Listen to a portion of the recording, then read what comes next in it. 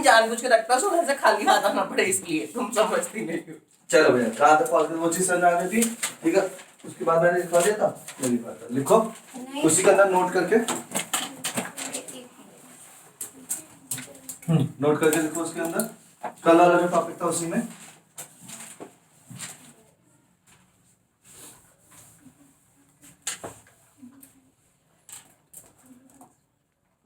हाँ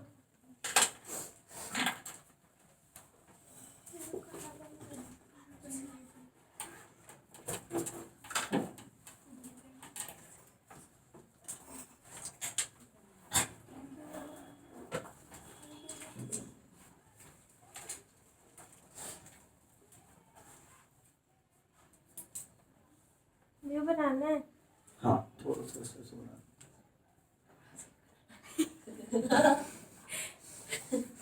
भैया यही चीज है नोट के अंदर। हाँ भैया आप पता क्यों करते, थोड़ा सा क्या बनाना, फिर पूरा बनाते हैं ना।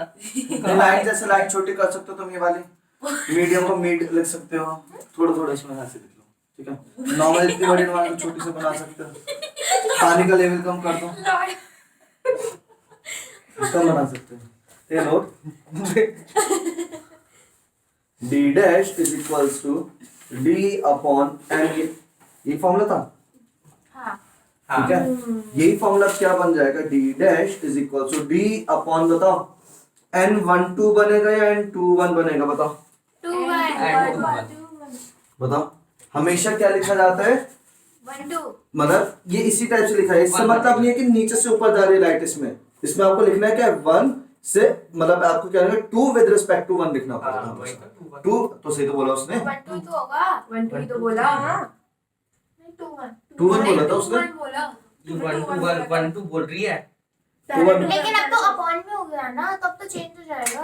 कंफ्यूज ना करो, मैं बताऊंगा, रुको रुको चुप। हाँ भैया देखो यहाँ पे हम लोगों ने क्या लिखा था, यहाँ पे हम लोगों ने क्या लिखा था, WA लिख दिया था,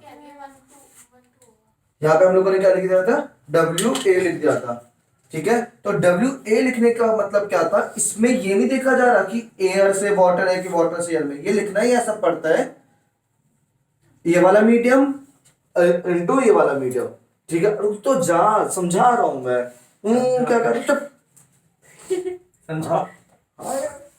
हाँ भैया हमेशा क्या लिखा जाएगा आपका, d dash equals to d, मैंने कल बताया था कि यहाँ पे सिर्फ d अपॉन NW लिखा हुआ है, इसका मतलब यहाँ पे क्या लिखा हुआ है, एयर, ठीक है। वैसे तो हम ये फॉर्मूला कैसे लिखते थे, NWA या फिर NAW ऐसे लिखते हैं हम जनरली, अगर हम लोग बोले कि एयर से वाटर आ रही है लाइट, या वाटर से एयर जा रही है, लेकिन यहाँ पे आपको हमेशा फॉर्मूले में क्या लिखना होगा, this with respect to this लिखना पड़ेगा। मतलब क्या लिखा जाएगा, water with respect to air, या फिर मीडियम 2 विद रिस्पेक्ट टू 1, यानी ये क्या लिखा जाएगा, d अपॉन N2 1। हाँ तो ये चीज समझ में आती है कि नहीं आती है, क्लियर वाले से। इसमें दिख क्या रहा है, मतलब यही है, हमेशा यही लिखना है, इसके रेस्पेक्ट में लिखना, 1 के रेस्पेक्ट में, आउटर मीडियम के रेस्पेक्ट में ही आपको लिखना होगा। कई बार क्वेश्चन ऐसा आता है, अभी एक क्वेश्चन कराऊंगा इसमें, जिसमें यहाँ पे क्या रखा है, ऊपर कुछ रखा हुआ है मीडियम, नीचे कुछ और मीडियम रखा हुआ है, और फिर उसमें आपसे पूछेगा कितना डिस्प्लेस होगा, ये वाली चीजें, ठीक है। इसको जल्दी से नोट कर लो, हमेशा क्या लिखा जाएगा, ये इस टाइप से लिखा जाएगा, d dash equals to d upon N21। पहले भी डायग्राम बना लेना भैया। हाँ डायग्राम जरूर बना लेना, क्योंकि 2 1 मीडियम उसी में पता चलेगा।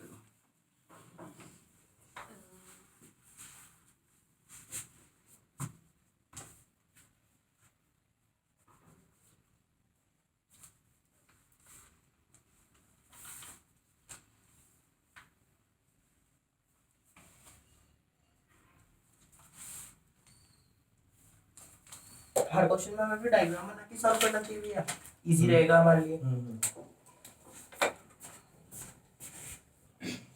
हाँ लिखो,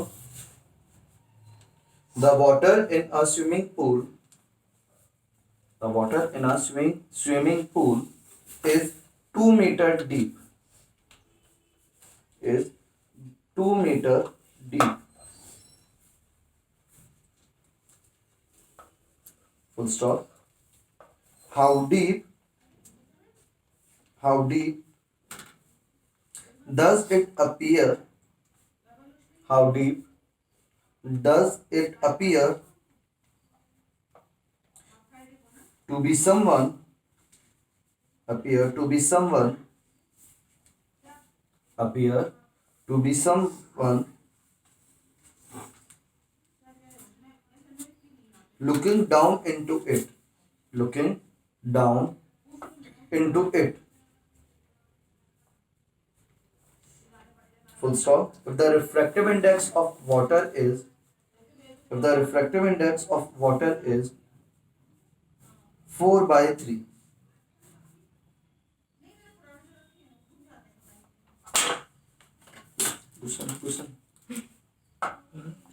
गुस्सा नहीं करना। चलो करो इसको ध्यान से। 4/3। हाँ 4/3 है।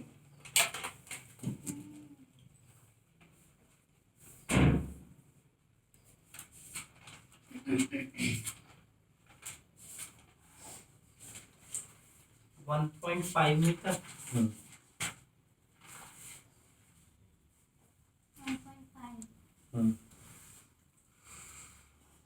तो वो सोचेगा ये कम 11 में कूद जाओ। इतना अरे नहीं सही में। तो कूद जाएगा। लेकिन भैया स्विमिंग पूल के ऊपर तो उसके पास में जो वॉल्स होते हैं उनमें मार्क होता है कितनी लाइट। तो लिखा है, मतलब अगर आप ऊपर से देखोगे तो आपको कम गहरा दिखाई देता हाँ, है। वो तो दिखता ही वो है। मार्क दिखेंगे लिखे हुए। लिखे हुए तो दिखाई देते हैं। देखो कम कम दूरी पे, मतलब होगा 1 मीटर इतना होगा तो इतना इतना दूरी पे दिखाई देता है। तो ऐसा लगता है 1 मीटर छोटा हो गया, फटाफट कूद जाते हैं।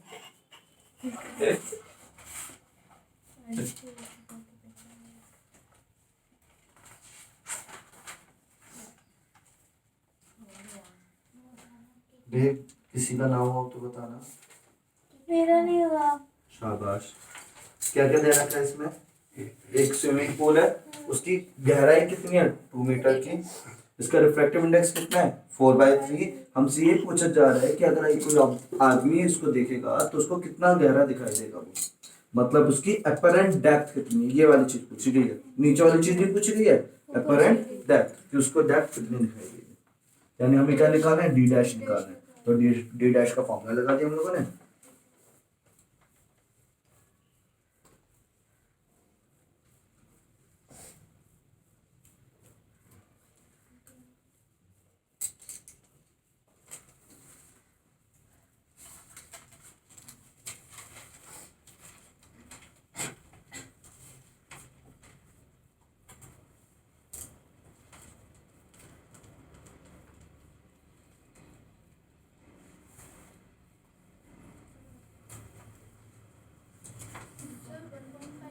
हाँ 1.5 मीटर।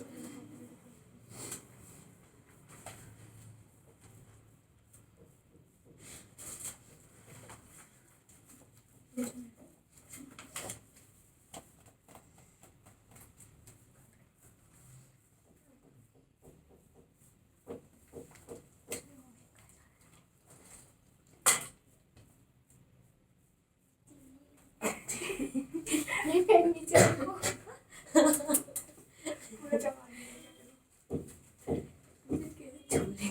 एक दिन ही मुझे काम करने के लिए दे रहा था जो मैंने नहीं लिया। कभी खा रहा है उसे वो क्या बोला? मेरा ये पेन मुझे बहुत पसंद है।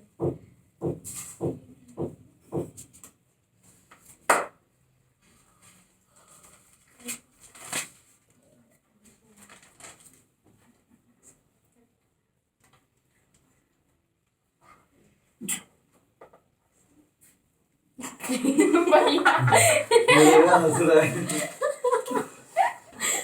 मैं कैसे के झटके लग रहे हैं।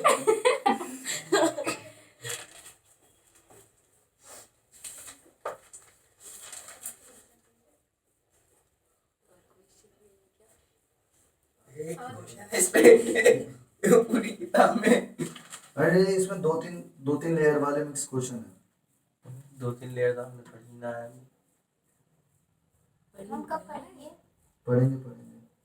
कंपाउंड स्लैब शराब। पढ़ाएंगे भैया। मैंने भैया से पूछा था, तुम भैया हो? हाँ आज से मैं ओए चुप करो यार, दोनों बहुत बोलते हो, सही बता रहा हूँ। और तू सबसे ज्यादा बोल रहा है। नहीं भाई है तो है, इसलिए पूछ रहे। किससे पूछूं? ये तो आपका फिजिक्स का रूल बन गया है तो है।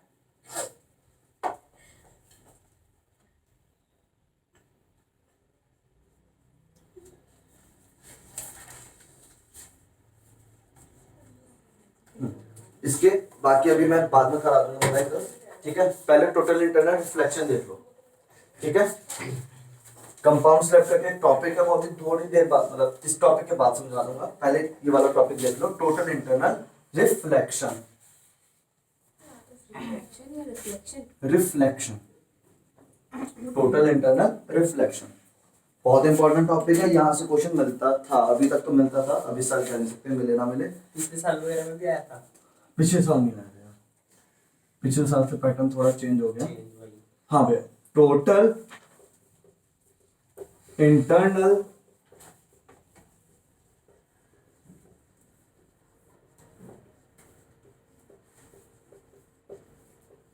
रिफ्लेक्शन, TIR बोलते हैं इसको, ठीक है। उम्मीद पूरी है, इस पे क्वेश्चन मिल जाएगा इस बार तो, ठीक है। सबसे पहले तो यही पूछा जाता है व्हाट इज TIR। क्वेश्चन कैसे कैसे आता है वो देखो, व्हाट इज TIR, फिर conditions for TIR, conditions for TIR में पूछा जाता है। फिर थर्ड टॉपिक क्या जाता है इसमें, क्रिटिकल एंगल पूछा जाता है। इसमें क्रिटिकल एंगल क्या है, उसकी डेफिनेशन। थ्योरेटिकल क्वेश्चन से जाता है ना। न्यूमेरिकल्स आगे लिखेंगे इसमें, न्यूमेरिकल्स और अच्छे हैं इसके। क्रिटिकल एंगल मतलब इनमें से ये दो चीजें तो जरूर पूछ ली जाती है आपको। उम्मीद रहती है कि आपका सिर्फ इस तरह वाले ऑप्टिक्स वाले पोर्शन से, ठीक है। ऑप्टिक्स दो पार्ट में तो मालूम है ना, एक रे ऑप्टिक है और एक आपका वेव ऑप्टिक है। तो वेव ऑप्टिक, रे ऑप्टिक में एक तो TIR के ऊपर जरूर न्यूमेरिकल और थ्योरी पूछी जाती है। दूसरा जो टॉपिक पूछा जाता है वो उसमें वो पूछ लिया जाता है आपका, क्या नाम है इसका, आपके लेंसेज वगैरह का कॉम्बिनेशन, ठीक है। तो TIR देखते क्या होता है। देखो TIR में होता क्या, हमेशा डेंसर से रेयरर जाएगी लाइट, डेंसर से रेयरर जाएगी लाइट। मतलब जैसे अभी हम लोगों ने इससे पहले वाला क्वेश्चन किया था कि नीचे ऑब्जेक्ट रखा हुआ है, यहाँ से आपका रेज ऐसे गई है, वो ऐसे बेंड हो गई थी। नीचे समझ में आ रही है, क्लियर है वाली चीज? हाँ सॉरी, समझ में आया था कि मतलब अगर यहाँ पे ये क्या डेंसर है, ऊपर वाला पोर्शन क्या रेयर है, तो जब भी ऊपर जाएगी, जाना था इसको ऐसे, लेकिन नॉर्मल से दूर चली जाएगी तब ये इधर बेंड हो जाएगी। ये चीज मतलब समझ में आती है। इसी चीज को अभी हम देखते हैं और आगे।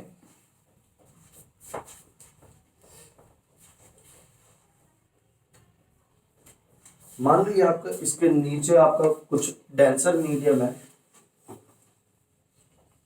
ऊपर क्या रेयरर मीडियम है, ठीक है। हम लोगों ने क्या किया, यहाँ से रे ऑफ लाइट ऐसे करके इंसिडेंट कराई। अभी क्या हो जाएगी, थोड़ी सी बेंड हो जाएगी, क्लियर है।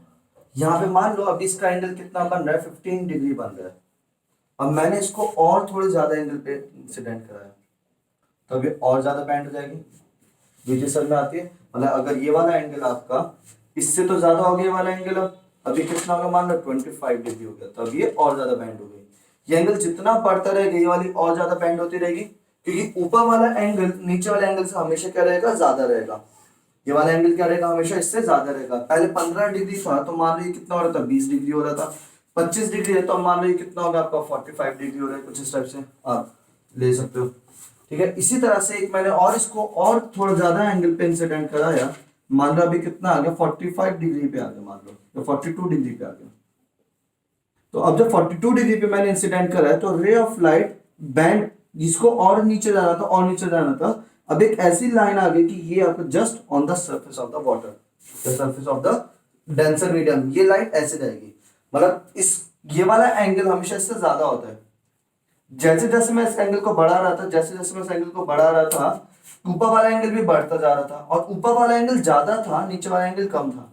जैसे मैंने 42 डिग्री पे इसको इंसिडेंट कराया, अब ये ऊपर वाला एंगल कितना पहुंच गया, पूरा पूरा ये 90 डिग्री पे पहुंच गया।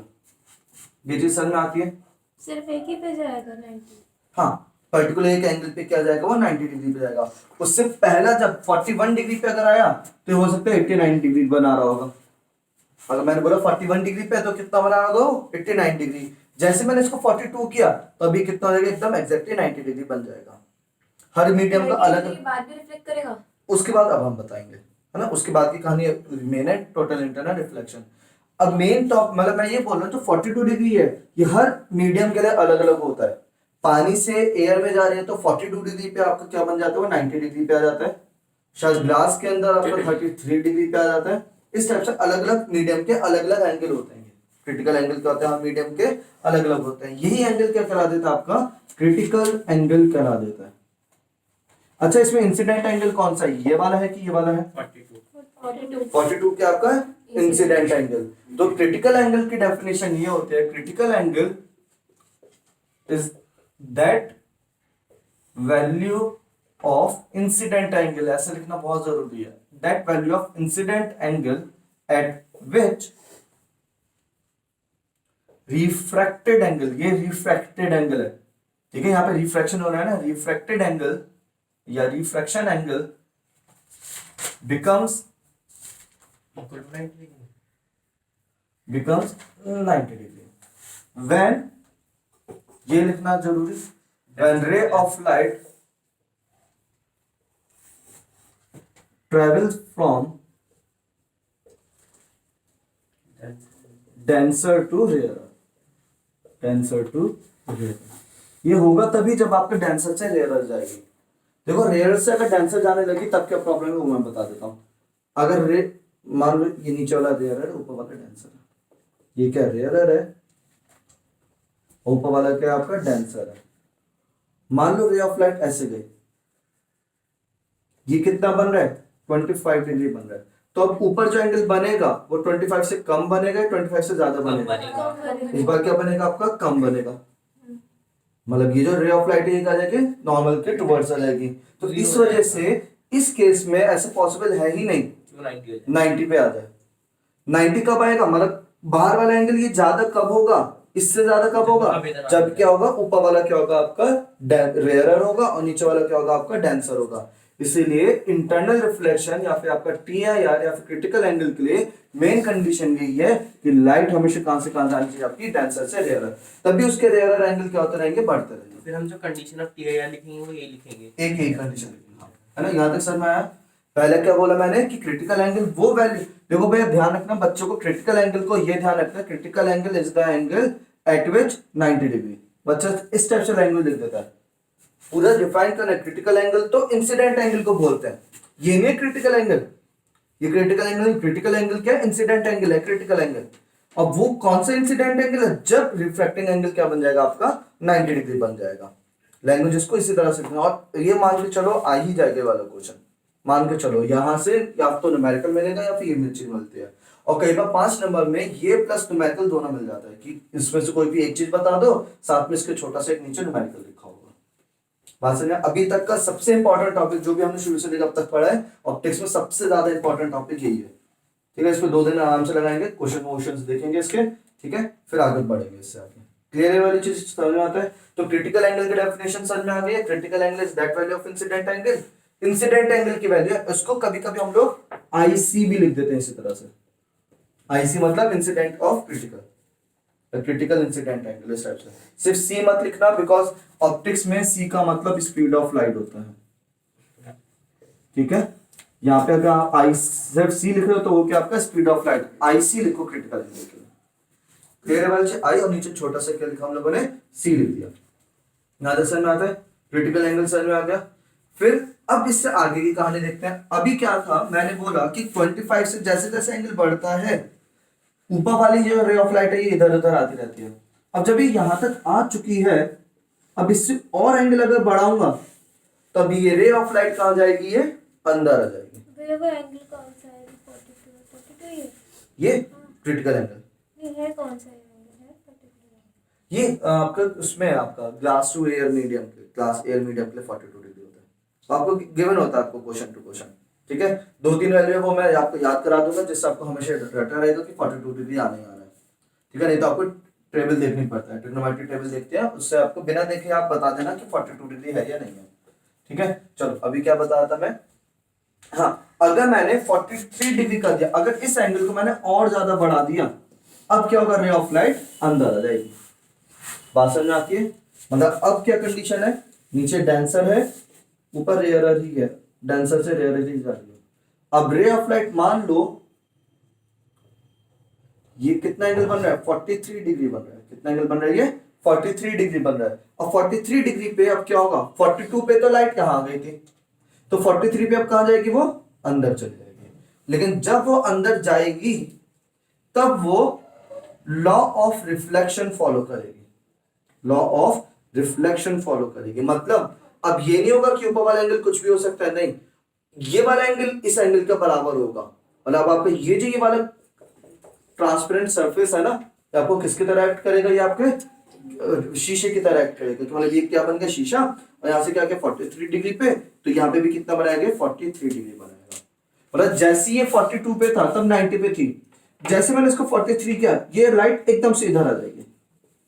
पहले तो धीरे धीरे करके इधर उधर शिफ्ट होती है ना, भी एकदम से क्या जाएगी ऐसे ऐसे आ जाएगी। क्या चीज, बाहर से इमेज दिखेगी नहीं, मतलब बाहर से इमेज नहीं दिखेगी। और इसका अगर आपको देखना है तो फिश एक्वेरियम में सबसे ज्यादा होता है, ठीक है। अगर कहोगे नीचे एक्वेरियम है उसमें आप देखना, जैसे आप मान लो एक्वेरियम है, अगर ये एक्वेरियम है, ठीक है, देखा घर पे है ना, अगर एक्वेरियम है तो अगर तुम सामने से इधर वाली कांच को देखोगे तो तुम्हें इधर का कांच इधर का कुछ नहीं दिखाई देगा। यहाँ पे वो आपको ऐसा लगेगा यहाँ पे कांच शीशा लगा हुआ है और अंदर का पूरा रिफ्लेक्शन फिश फिश सब दिखाई देती है। ऐसे जो ऊपर वाला पानी होगा ना, जब उसको ऐसे देख रहे होगे तो ऊपर वाला पानी आपको क्या लगेगा, कांच का पीस है, ऊपर का कुछ नहीं दिखाई देता उसमें। इधर का भी नहीं दिखता। क्या, हाँ, इधर से अगर इधर देखूंगा तो इधर का भी कुछ नहीं दिखेगा। ऐसा नहीं, अगर यहाँ पे कोई आदमी बैठा हुआ है तो इधर से देखूंगा तो वो आदमी दिखेगा नहीं मुझे। बात समझ में आ रही है ना। क्यों, क्योंकि जब हम देख रहे हैं तो भाई यहाँ तो रेयर से डेंसर जा रही है लाइट, लेकिन अंदर डेंसर से रेयर में आ रही थी। अंदर क्या पानी था, पानी से बाहर क्या थी, हवा थी। जब पानी से हवा की तरफ लाइट आ रही थी तब वो क्या कंडीशन हो रही थी, डेंसर से रेयर जा रही है और वो एक ऐसा एंगल पे आ रही है जब आपका क्या हो रहा है, क्रिटिकल एंगल से ज्यादा हो रहा है। तो लाइट बाहर नहीं जाएगी, लाइट अंदर के अंदर बैंड हो जाएगी, तो आपको अंदर क्या दिखता है, फिर बाहर का कुछ नहीं दिखता। तो जब आप उसमें देखोगे तो आपको क्या दिखाई देगा, वो एकदम ऐसे दिखाई देगा कि चारों तरफ क्या लगा हुआ है, शीशा लगा हुआ है। मतलब वैसा वाला शीशा, कांच नहीं शीशा लगा हुआ है। ज्यादा समझ में आता है। शीशा और कांच में डिफरेंस, मतलब मैं अगर कांच बोल रहा हूँ तो मतलब ट्रांसपेरेंट है, शीशा है तो मतलब चेहरे वाला है।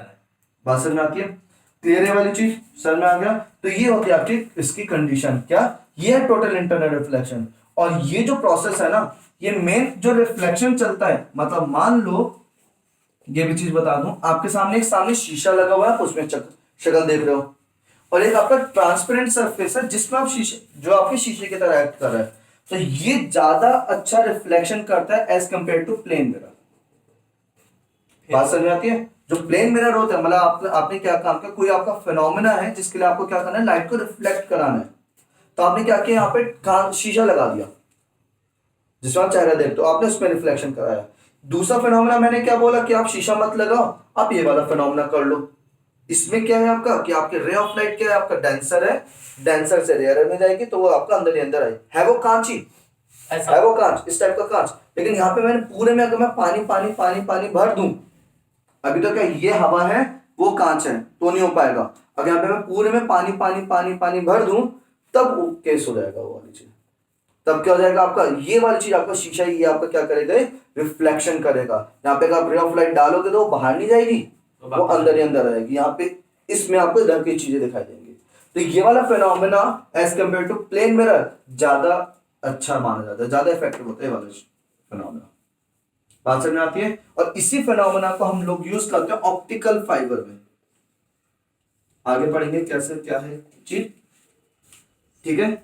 तो कंडीशंस फॉर टीआईआर, टीआईआर है क्या, टीआईआर तो ये है जब भी आपकी रे ऑफ लाइट डेंसर से रेयरर में जाने की कोशिश करती है और उसका एंगल क्रिटिकल एंगल से ज्यादा हो जाता है, उसका एंगल क्या हो जाएगा आपका, क्रिटिकल एंगल से ज्यादा हो जाएगा, then transparent medium will act as reflecting surface. जो ट्रांसपेरेंट मीडियम है, होना क्या था, रे ऑफ लाइट सीधे सीधे बाहर जानी थी। देखो मीडियम कोई चेंज नहीं किया, अभी तो लाइट बाहर जा रही थी, अगर आपने यहाँ पे लेजर टॉर्च लगाई तो बाहर जाएगी, आराम से सबको दिखेगी उधर वाले इंसान को। लेकिन जैसे इस एंगल को मैंने ऐसे किया, अब लेजर लाइट आ तो रही है लेकिन वो अंदर ही अंदर चली जाएगी, बाहर वाले को कुछ नहीं दिखाई देगा। अब इसका एक क्वेश्चन कराऊंगा, उसमें आपको और अच्छे से समझ में आएगा कि ऐसा हो क्या रहा है इसमें। क्लियर है वाली चीज। वो क्वेश्चन कुछ ये है कि मान लो आपके ये एक्वेरियम है या पॉन्ड है, ठीक है, या स्विमिंग पूल है, यहाँ पे मैंने एक बल्ब लगा रखा है। यहाँ पे क्या लगा रखा है मैंने, बल्ब। तो बल्ब से जो रोशनी जाती है वो ऐसे जाएगी, ऐसे जाएगी, हर डायरेक्शन में जाती है कि नहीं जाती है, हर डायरेक्शन में क्या होगा, बल्ब रोशनी देगा। मतलब अगर जमीन, यहाँ पे मैंने बल्ब लगा रखा है जमीन पे, तो इधर उधर उधर हर जगह रोशनी देगा वो। लेकिन ये पूरे में पानी भरा हुआ है। जब मैं इसको टॉप से देखूंगा ना तो मुझे पूरे में रोशनी नहीं दिखाई देगी। अगर इसको टॉप देखूंगा मैं, अगर ये टॉप है, रेक्टेंगुलर टॉप, ये टॉप है, यहाँ पे कहीं बल्ब लगा होता तो यहाँ पे मुझे गोला ही दिखाई देगा, बस इतने में रोशनी दिखाई देगी। बाकी यहाँ यहाँ यहाँ यहाँ यहाँ क्या दिखाई देगा आपको? अंधेरा। मतलब रे ऑफ लाइट यहां तक तो बाहर निकलेगी, लेकिन इसके बाद जो रे ऑफ लाइट है वो अंदर ही रहेगी। रे ऑफ लाइट बाहर नहीं जाएगी, ऐसी इसके बाद अंदर ही अंदर आएगी।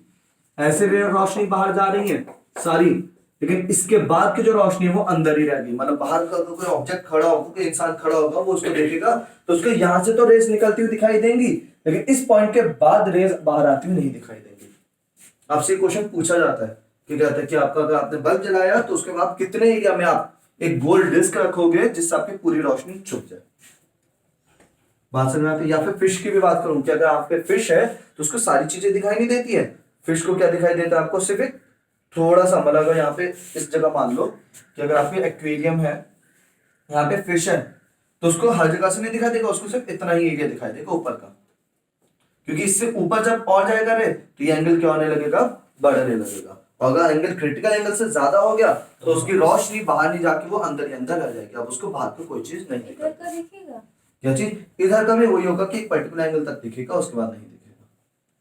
ये चीज बताओ, कुछ समझ में आ रहा है क्या क्या हो रहा है, कैसे कैसे हो रहा है? ठीक है, पूरी कंडीशन अभी न्यूमेरिकल्स तो बाद में बताऊंगा, वो कैसे होगा, ये कैसे होगा, ये सब चीजें बाद में बताऊंगा, लेकिन एक फिनोमेना समझ लो हो क्या रहा है। और इसकी एप्लीकेशंस क्या है? टीआईआर की एप्लीकेशन, सबसे पहले एप्लीकेशन है डायमंड, ब्रिलियंस ऑफ डायमंड। और अगर आप इस बार का सैंपल पेपर देखोगे तो सैंपल पेपर है उसमें केस स्टडी वाले क्वेश्चन आते हैं। मालूम है इस बार केस स्टडी वाले क्वेश्चन आएंगे। आपको एक पैराग्राफ दे देंगे, पिछली बार से शुरू हुआ है वो, आपको एक पैराग्राफ दे देंगे, उस पैराग्राफ को पढ़ना है, फिर उसके बाद में आंसर बताना है, जस्ट लाइक अनसीन पैसेज। बात समझ में आता है? तो वो आपके उसमें ही आपको डायमंड के बारे में इस बार स्टेटमेंट दिया हुआ है।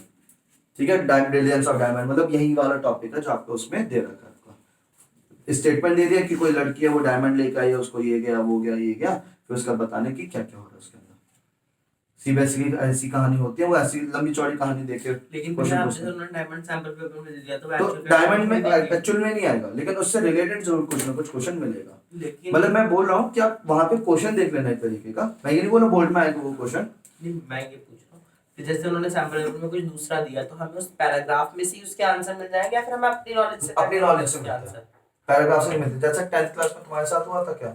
नहीं। और पिछली बार 10th क्लास में वो सोर्सेस ऑफ एनर्जी था चैप्टर, 10th क्लास में जब आप पढ़ते थे सोर्सेस ऑफ एनर्जी चैप्टर था, वहां पे से पैराग्राफ दे दिया लोगों ने। और क्या बोला गया कि डेनमार्क कौन सी कंट्री ऐसी है जो सबसे ज्यादा आपका विंड से वो प्रोड्यूस करती है, एनर्जी प्रोड्यूस करती है। वो एनसीईआरटी में गिवन नहीं था, आपको जनरल नॉलेज से ही बताना पड़ेगा। तो इसमें आपके क्वेश्चन ऐसे आते हैं जो जनरल नॉलेज। लेकिन अच्छी बात यह है कि इसमें आप कुछ भी लिख के आओ मार्क्स जरूर मिलते हैं। जस्ट लाइक वो आपका वो नहीं होते थे पहले वैल्यू बेस्ड क्वेश्चंस, इसमें अगर आप कुछ भी लिखो मार्क्स मिल जाता है आपको। नॉलेज ऐसा नहीं कि मतलब पूछा टीआईआर लिखा है तो कुछ और, ऐसा नहीं है। इसी टॉपिक से रिलेटेड अगर कुछ मिलता जुलता लिख लोगे तो चल मिल जाएगा। ये आपको 5 नंबर में मिलता है पूरा पैराग्राफ। ठीक है, ये है सर में आता है। तो ये आपका टीआईआर होगा, देखते हैं कैसे क्या चीज। नहीं, उसमें 4 क्वेश्चन होते हैं एक पैराग्राफ पे, 3 से 4 क्वेश्चन होते हैं। और 2 पैराग्राफ आते हैं ऐसे, एक आता है चॉइस में होगा, यानी दूसरा जो मैंने देखा उसमें हो सकता है चॉइस में 2 थे ना, वो चॉइस में होगा, एक ही आ जाएगा सर। एक फैराडे का वो बना हुआ शेल टाइप का ब्लैक कलर का और एक डायमंड बना हुआ है। ठीक है, तो चलो लिखो जल्दी से, टोटल इंटरनल रिफ्लेक्शन। हेडिंग डाल दो, टोटल इंटरनल रिफ्लेक्शन। हाँ, total internal reflection.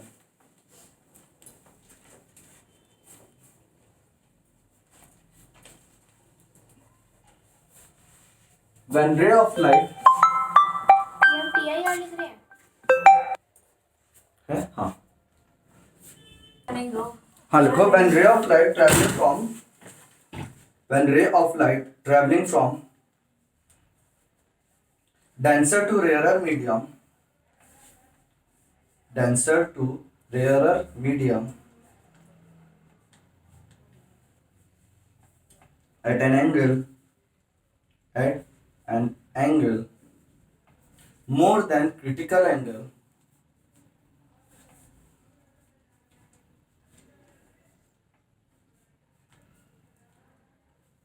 then an angle more than critical angle, then it reflects back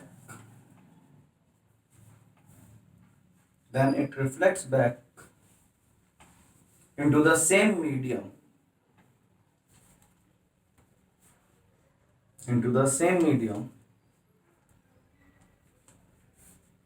and follows laws of reflection and follows laws of reflection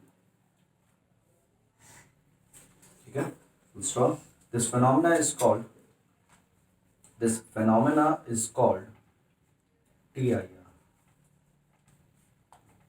This phenomena is called TIR. ठीक है. Next condition, critical angle. यही वाला है लिखा था। हाँ ये वाला ठीक है. अगर पहले लिख लिया आपने डेफिनेशन तो अच्छी बात है. ठीक है. अभी हल्की फुल्की लैंग्वेज आगे पीछे चेंज हो सकती है, कोई प्रॉब्लम नहीं, वो भी सही थी. लिखना critical angle is that value of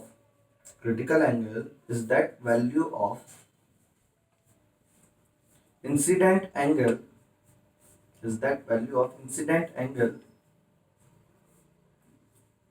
when ray of light नहीं is that value of incident angle, बस इतना है ना, at which that value of incident angle at which angle of refraction becomes 90 degree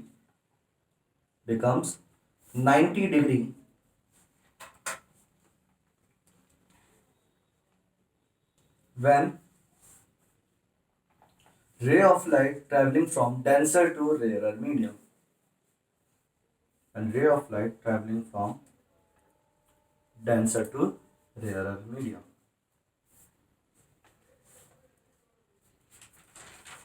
Full stop.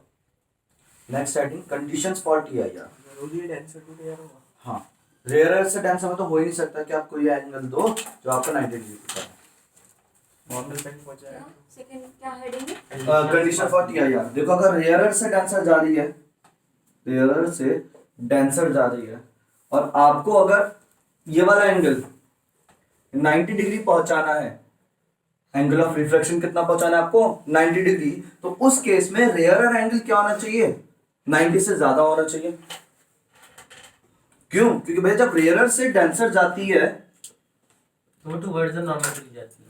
जब वो rare से denser जाते हैं तो ये वाला एंगल हमेशा इससे कम रहता है.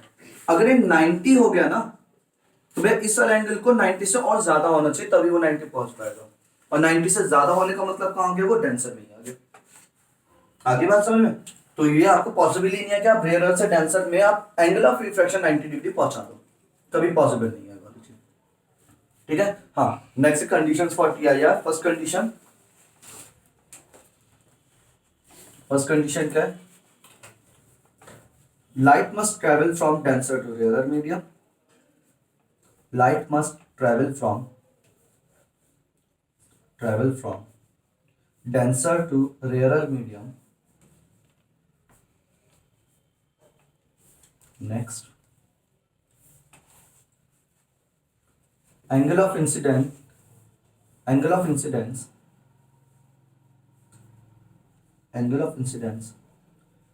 should be greater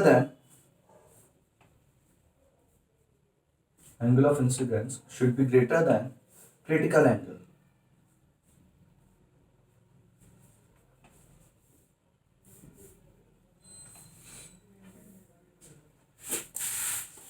ठीक है, इसको इतना ही रखते हैं, बाकी कल करते हैं, लेकिन भैया प्लीज कल को टाइम से आना.